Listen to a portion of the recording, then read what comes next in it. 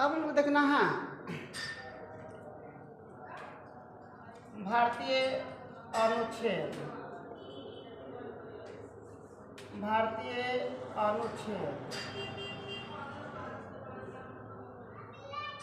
75 के बारे भारतीय अनुच्छेद 75 के बारे में हम लोग को जानकारी प्राप्त करनी है। भारतीय संविधान के अनुच्छेद 75 में भारत के मंत्रिमंडल के बारे में चर्चा की गई है। भारत के मंत्रिमंडल के बारे में चर्चा की गई है। संविधान के अनुच्छेद 75 में भारत के मंत्रिमंडल के बारे में चर्चा की गई है। अब यहाँ पे बारी बारी से आप लोग को बताया गया होगा 75 का एक इस अनुच्छेद के अनुसार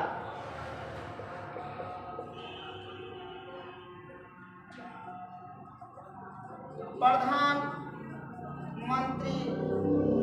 का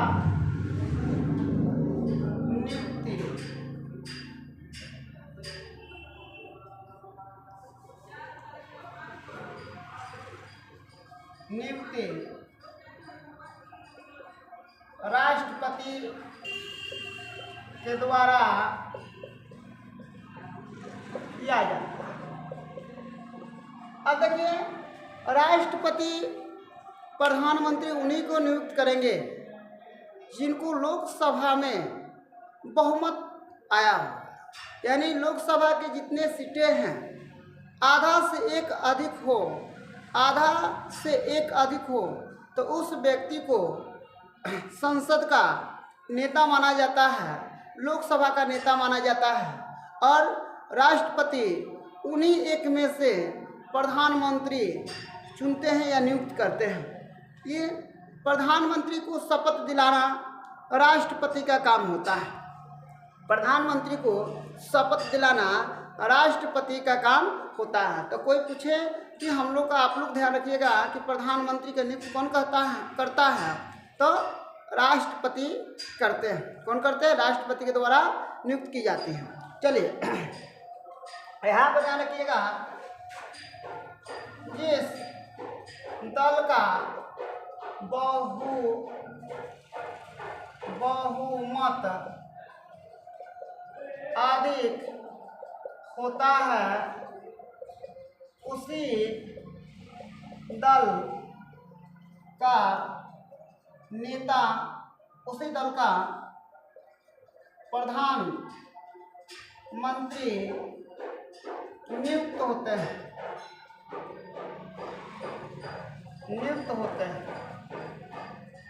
अगला हो जाएगा 75 का 2।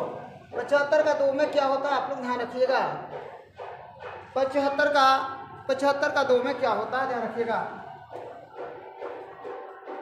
भारत के मंत्रीगण राष्ट्रपति के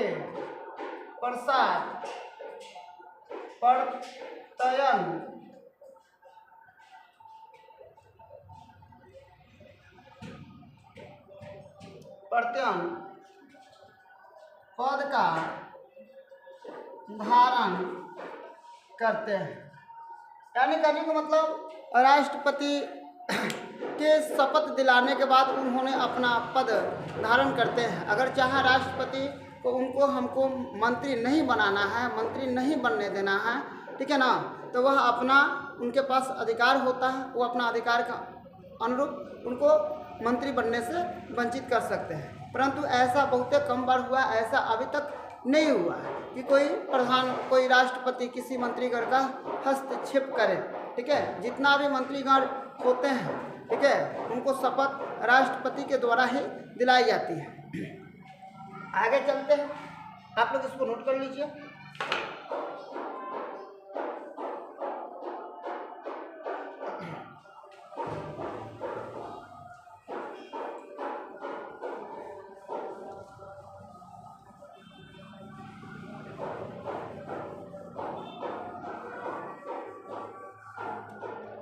आगे आगे देखिए 75 का 3,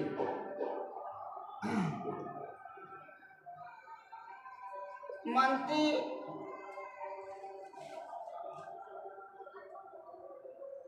पचहत्तर का 3 में बताया जाता है,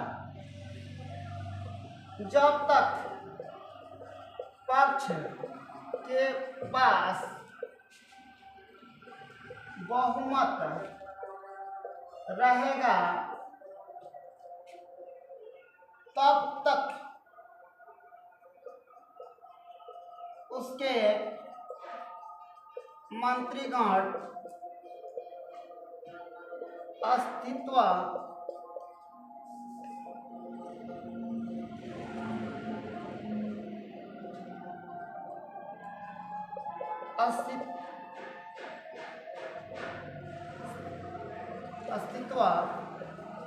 में रहते हैं।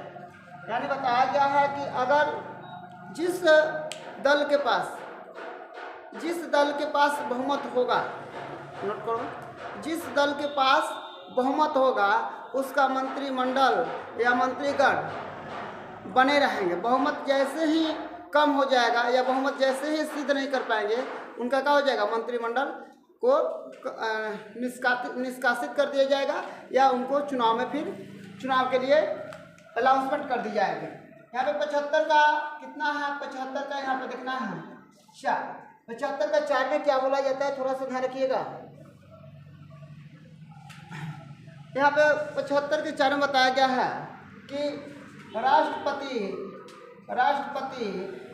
द्वारा मंत्रीगण को गोपनीय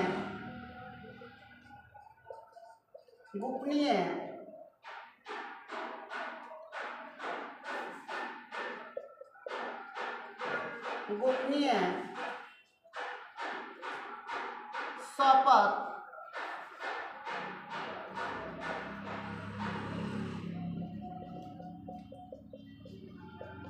दिलाते हैं। जितने भी मंत्रीगण होते हैं, ठीक है ना, उनको गोपनीय शपथ दिलाने का काम करते हैं और लोग अपने पद पर अच्छा से कार्य को निर्वहन करने के लिए शपथ लेते हैं कि मैं अखंड भारत को, संपूर्ण प्रभुत्व को वो लोग ऐसे निर्वहन करने की प्रतिज्ञा करते हैं, शपथ लेते हैं।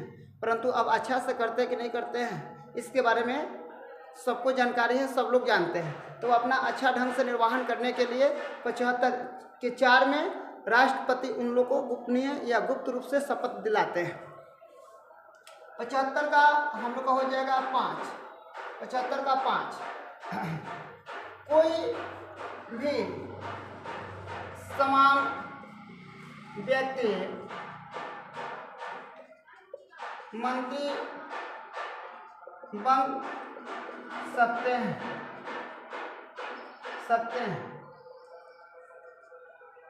परंतु 6 महीने के अंदर राज्यसभा या लोकसभा का सदस्य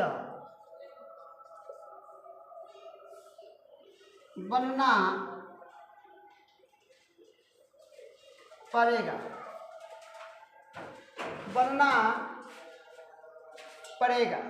अगर कोई साधारण व्यक्ति भी का हो सकता, कोई साधारण व्यक्ति भी मंत्री बन सकता है, परंतु उसको लोकसभा या राज्यसभा का सदस्य 6 महीना के अंदर बनना पड़ेगा। अगर वह 6 महीना के अंदर नहीं बनता है तो फिर वह मंत्री पद पर नहीं रह पाएगा। 6 महीना के अंदर उनको क्या बनना पड़ेगा, 6 महीना के अंदर उनको मंत्री पद पर बने रहने के लिए लोकसभा या राज्यसभा का सदस्य बनना निश्चित होगा, अन्यथा उनको फिर से हटा दी जाएगी। ठीक है, आगे देखते हैं। यहाँ पे बताया गया, नोट में आप लोग बताते हैं, जितने भी मंत्रीगण होते हैं वो अपने कार्य को निर्वहन करने के लिए गोपनीय गोपनीय शपथ लेते हैं और अपना कार्य को अच्छी ढंग से क्या करते हैं अपने कार्य को अच्छी ढंग से क्या करते हैं। आज के लिए इतना है, धन्यवाद।